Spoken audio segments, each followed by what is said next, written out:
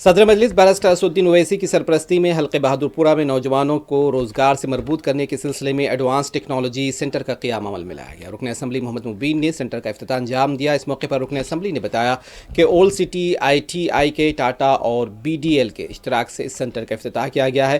ریاست بھر میں اس طرح کے 65 مراکز قائم کیے گئے ہیں۔ اس سینٹر کے قیام سے پرانا شہر بالخصوص بہادرپورہ کے نوجوانوں کو فائدہ ہوگا۔ انہوں نے نوجوانوں کو اس سینٹر سے استفادہ کا مشورہ دیا۔ رکن اسمبلی نے بہادرپورہ کے 10ویں جماعت کامیاب طلباء اور اس سینٹر میں داخلے لے سکتے ہیں۔ اس سینٹر کے ذریعے مختلف کورسز دستیاب رہیں گے۔ موجودہ حالات میں یہ سینٹرز نئے ٹیکنالوجی سے ہم آہنگ ہے۔ انجن اور پسٹن کی تیاری سے متعلق بھی معلومات حاصل ہوں گی۔